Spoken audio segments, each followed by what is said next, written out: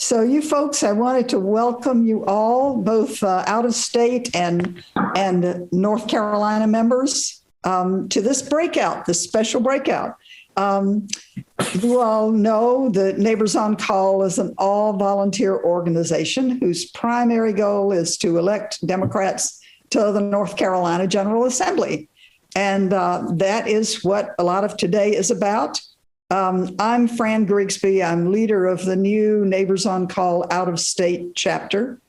And our speaker and guest today will be either Terrence Everett, Representative Everett, for those of you who've just come in, is stuck in a vote in process in the House. And we are hoping very much that he gets with us. We got a text from him just before the meeting. But in the meantime, if he cannot come, we have Jennifer Bremer with us, who is an absolute expert on redistricting. And we are going to introduce her later on as the time comes up for questions. A little bit about this half hour. It is going to be packed with information. We have two goals here. One is for us to understand the enormous impact of redistricting on the North Carolina legislative candidates. Big year because of the redistricting, the 10-year redistricting, and particularly Wake County can be affected, which is one reason why we wanted everybody to get to know Terrence. And the other goal for getting to know Terrence, Representative Everett, is that we'll be supporting Representative Everett in a really important effort that we will mention now and we will talk about later in this half hour, and we'll talk about briefly again in the main meeting. This is an effort beginning in August where both out-of-state and local volunteers can play a really important role because we're launching something new. We're launching the development of a really easy-to-use toolkit for all incumbent congresspersons, Democratic congresspersons, so that they can easily build volunteer teams, so that they can engage year-round with their constituents, and so that ultimately it helps in their reelection. And Becca Zirkin will talk more about this at the end of the breakout session. Now, since Terrence is not here yet, I want to start with, we're going to go through some slides, and we're going to start with the state of the General Assembly as of now, and then move into some questions. Doing breakout rooms? That's good. Sorry, was there a question? Okay. Let's look right now at where the numbers stand in the North Carolina General Assembly. Can you take us back a slide, Becca?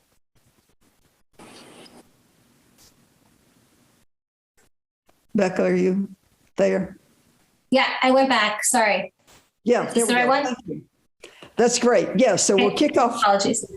No problem. We're kicking off comments with a look at where we've been over the last three elections, because it is important to keep this in perspective and to break and to make a trend be the way we want it to be. In 2016, the Republicans had a supermajority in both of the chambers, both the Senate and the House. They had 35. They had 5 more seats than necessary in the Senate to break any, override any veto by Governor Cooper, the Democratic governor. And in the House, they had 75 seats, which was 3 more than they needed. So this was the state of things at the 2016 election that we have been working on ever since. The next slide shows how that developed in 2018. The great news in 2018 was that the Democrats broke the Republican supermajority. That meant that when Governor Cooper could veto a bill, that veto would stick. The Republicans couldn't override it. And it did make a difference in how things went. However, if you look at 2020, in 2020, the Democrats gained a bit in the Senate, lost some in the House, and so it raised the bar on us for this coming election. We did keep the Republicans from regaining their supermajority. That's the good news. And the challenging news is in the next slide, what the Republicans have to do then to get it back. In 2020, 20. All they need to do is gain 2 Senate seats and 3 House seats, and they will have a supermajority in either one of those and be able to override vetoes again. So what we're doing in 2022 and what our goal is to make sure the governor keeps his supermajority and to keep ourselves moving so that we have a real Democratic majority. And that means that we have got to fight off every Republican effort, everything they might gain, and everything we might lose, which is part of the point of this project coming up that we'll talk more about. So at this point, we want to talk and dive into a little bit more, particularly Wake County, and we want to ask some questions about how the shape of the General Assembly has changed the way things operate. Jennifer, are you available to tackle a question for us? I was wondering if we could also possibly call on Senator Crawford, who happens to be here in the Zoom for a question too. Great. All righty. Well, both of you, Senator Crawford, we were going to dive into the state of the General Assembly with a question that looks back a little bit in time. Can you talk to us a bit about how did things operate? What did it mean when the Republicans had the supermajority? And how did things change when the Democrats broke the supermajority in 2018? If you can give us examples of bills that passed or didn't pass, that would be great. But if you can give us some perspective on how things have shifted, that would be terrific. Well, I will certainly try to do my best. Good evening, everyone. I'm pleased to be here. I'm sorry that my colleague from the House, Terrence Everett, is caught up in session. I was actually listening to the House session this afternoon thinking, I hope he gets there. Terrence is a good friend of mine. I've known him for a lot of years. So I am recently elected to the state Senate. I just got elected in November. So I'm grateful that I didn't have to experience the supermajority myself. We obviously still are in a situation where Republicans are in control, but they don't have a supermajority in the way that they did in 2016. What I can tell you, at least from my perspective, having served this year being my first term, is that, there's still a lot that we just aren't able to do proactively. Unfortunately, there are a lot of things that we know are the values of North Carolinians, that we know are our democratic values, that we just are not able to really move forward. But the difference between having a supermajority and not is night and day. Certainly, even though I didn't serve in the chamber, when I was on the periphery of that and watching, like many of you. And when you're in a supermajority situation, you have no power to veto. So in 2016, when there was a supermajority, the governor could veto things, and it didn't really matter. The Republicans had the power to just override his vetoes, and there were a lot of pieces of legislation that got done that that were unfortunate for the state. Now, at least, we're able to stop the really bad things, and we've got some examples from this session. And the difference between having 21 and 22, my understanding from my Senate colleagues, is also night and day, because we do have a 1-seat margin, which means we can afford, if one of our colleagues is in a little bit more of a conservative district and might have to take a tough vote, we can afford to lose one and still uphold the governor's veto, which is absolutely huge. And it's good to be able to give our colleagues that flexibility every now and then, particularly if it matters in their more conservative districts. So in this year, what we were able to do, I think the first example, it was back in, I believe, March, maybe April. We were voting on the school reopening bill, and we stayed together. The governor vetoed that legislation. We were able to uphold that veto, And what it forced the Republicans to do is come to the table and negotiate something that was much more reasonable. Everybody had to give a little bit. The governor had to give a little bit. The Republicans certainly had to give a little bit. But we were able to show that they're not going to be able to get anything done without coming to the table. And that's just absolutely huge. It makes for better government that way. And so that's really been a good difference for us in the chamber. Senator Crawford, thank you so much for jumping in like that with absolutely no preparation. Thank you. That was really terrific, and examples were great. And we really appreciate it. A quick question, and then we'll move from your answer into some questions that Becca Zirkin, who's a co-director of Neighbors on Call, will ask. And it sounds like Representative Everett just arrived, so I think he's going to come. All right. Well, Representative Everett, we're glad to have you. Before we pass it to him, and hopefully he comes in a second, we just, for those of you who are out of state, and that's a lot of you, and we are so grateful that you want to volunteer to help North Carolina. And we just wanted to give you a quick orientation. These are some parts of North Carolina you might know. And we just wanted to orient you to Wake County, which is what we're focusing on tonight. And contains Raleigh, the capital. It's very near the Triangle. NC State is there. So Raleigh's in the middle. And then there's like suburbs all around, which is where the folks we're going to be hearing from tonight are from those outer parts of the district. So we just want to give you a quick orientation. And what we wanted to talk, and this is just zeroing in on Wake County. This just gives you an idea of Senator Batch represents a Senate district in the bottom part of the county, and Representative Everett and Senator Crawford, their districts are overlapping. So they're in the northern part of the county. So it's two opposite ends of the suburbs of Raleigh.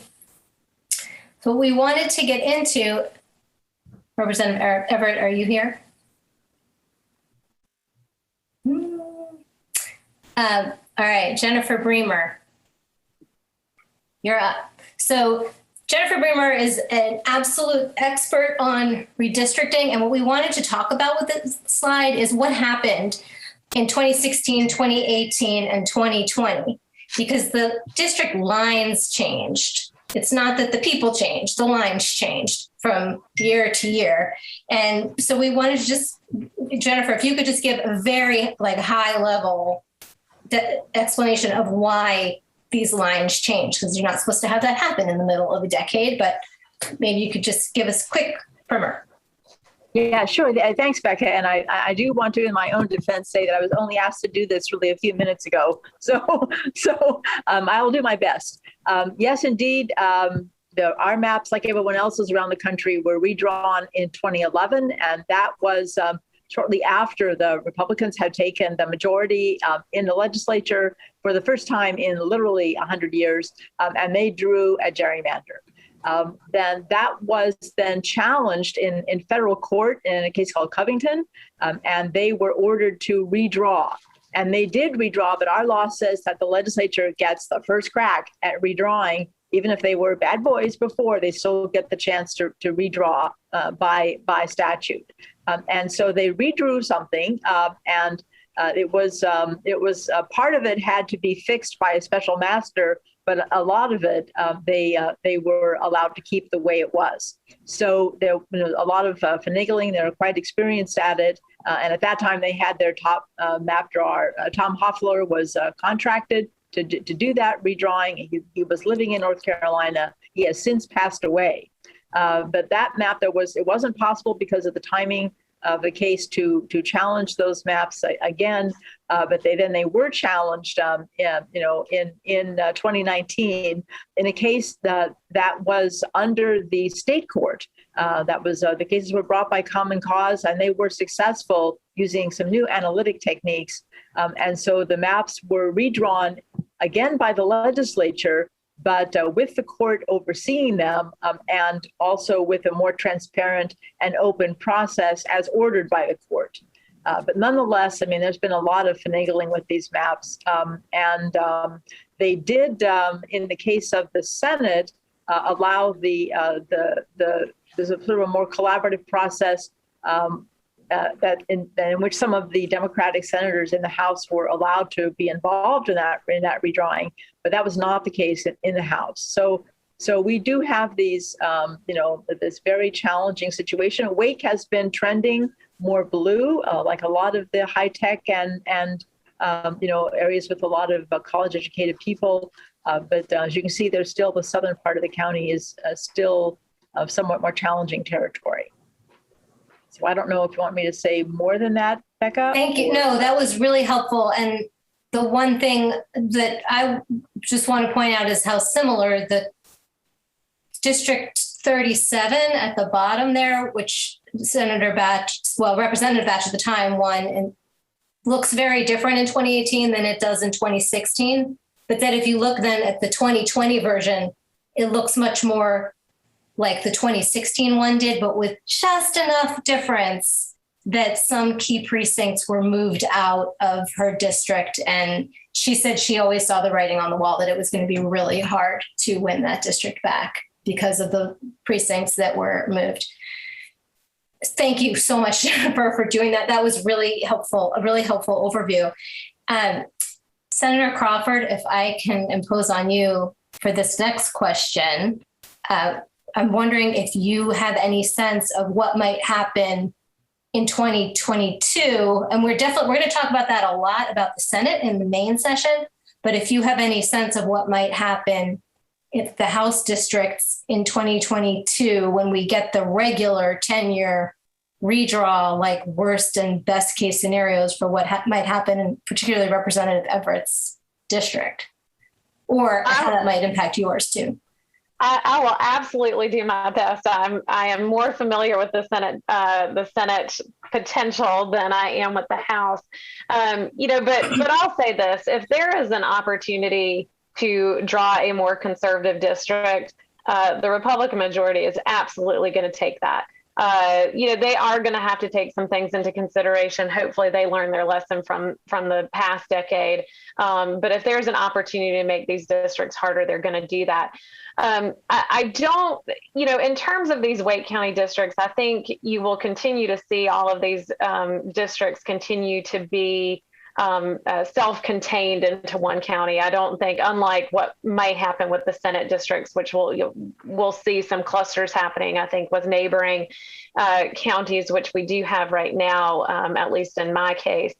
So what I think, and Representative Everett and I were actually on a call this weekend talking about redistricting.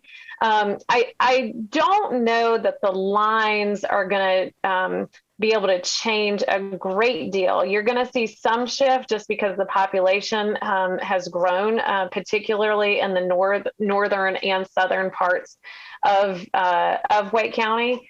So you'll see the lines change a little bit. Each district, at least on the Senate side, will need to be about 200,000 constituents. I don't know the number off the top of my head for the House. Jennifer may know that number. I do not. But I think for the most part, I apologize about my dogs in the background. But I think for the most part, we're going to continue to see a trend towards blue. Particularly Terrence's district covers Wake Forest, which I know you saw that on the previous slide. And there's been so much growth in Wake Forest. We're starting to really see it move a little more blue. And there are some municipal elections this fall that everybody's going to want to keep their eye on in Wake Forest to see what happens, because we will have a Republican incumbent mayor being challenged by a Democrat. And folks should really keep their eye on that closely this fall for an eye with what could happen in 2022. Jennifer, do you want to add anything onto that about what might come down the pike with the maps in terms of best and worst case scenarios? Or is that a little too detailed about Wake to be asking? I'm afraid I really don't have the detailed knowledge of Wake, but I mean, they certainly, because the governor cannot veto the maps and so forth, they have a lot of latitude. And the time is also going to be, as we all know, very short because of the delay in the census. So they, in some ways, they have a pretty open line, I think, to do what they want, unless they go completely crazy. But they kind of know where the lines are, how far they can go, and I think it's going to be very difficult to control that. And is it like the last time they did this 10 years ago, then there were lawsuits, but for all the years it took for those lawsuits to play out, we were living under the unconstitutional maps. Is there a chance that that's the strategy that happens again, that unconstitutional maps get passed, we live with them, and it takes a long time to work through the courts? They're especially slow. The key thing is that the federal cases are slow. And also, of course, the Voting Rights Act has been gutted again. But the state cases are much quicker, and they are brought under the state constitution, which has a clause, which I can quote in its entirety. It says, all elections shall be free. And that was used for the first time, to my knowledge, successfully to challenge the maps. And that was a pretty rapid process. They're much quicker. The new techniques for analyzing maps, the new mathematical so-called Monte Carlo simulations, don't go into that.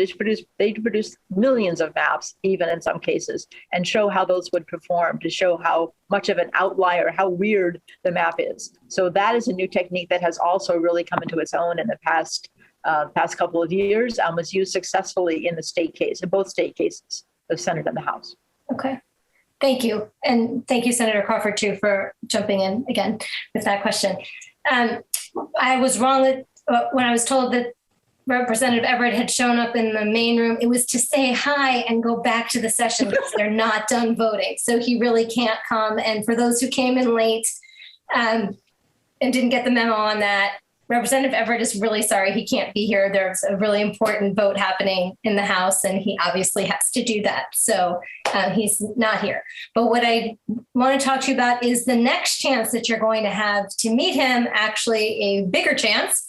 Fran said at the beginning that there's something that we're going to be asking for your help with. And so that's what I want to talk to you about. So Neighbors on Call is developing a toolkit that Democratic incumbents can very easily put to use to help them build a local volunteer team and engage with constituents year round, not just when it's time to ask for a vote. So it should be easy to get off the ground. That's the idea. And so what we need to do next is test it out. The training materials for the volunteers, the to-do list, the scripts, all that. So we're asking you to participate in a trial run and then provide feedback to us about what we hope will be a very high impact project. So what we'd like you to do is to please come to the launch meeting for this with Representative Everett, because we are doing the trial run in his district on August 11th at 7:30 p.m. And that'll be a full hour with Representative Everett, hopefully no votes. And then we'll ask you to participate in at least 2 phone banks, if you can, as part of this trial run. And those will occur between August 15th and 29th. They're going to be short phone banks. It's only about an hour of calling. And you're going to have a lot more conversations than we've had in other phone banks that we've participated in, because we're going to be using an auto dialer. And then at the end, we're going to solicit your feedback so that we can adjust and optimize this program and all the pieces that go with it. So on August 11th, we'll be with Representative Everett. We'll answer your questions and talk about the details of that launch event, why Representative Everett's district is a good place to do it, why it's a really strategic use of our time, and about the phone banks. So please sign up for that and for the phone banks, which is actually 2 separate sign up forms, but we give you links to get from one to the other. So sign up, go to neighborsoncall.org, sign up for the August 11th meeting, and then a couple of phone banks in August. And it's a really great way that our out-of-state volunteers can support our incumbents here in North Carolina. And so we're really grateful for any time that you can give us. We should head back to the main session. So we're in our main session, we're going to be talking with Senator Crawford again and with Senator Batch, and talk more about the Senate side. And Jennifer and Senator Crawford, thank you again so much for jumping in last minute. Fran, any closing words before I end the breakout? Just a quick one for those of you here who are out of state, or for that matter, in state. As an out-of-stater who has been getting a liberal education and a detailed one about North Carolina over the last 4 years that I've been working, it has really struck me how sophisticated and how tiny these moves are in redistricting. And as the senator said, and as Jennifer said, these are going to be hairy times for the incumbents. And this is why this toolbox is so important that we're developing, and why year-round connection with the constituents to help these folks hold on to and expand their constituencies. So we really hope you can help. And we thank you all for coming, both the North Carolina and the out-of-staters, for this session. And we'll see you again on the 11th. Yeah. See you in the main room in just a minute.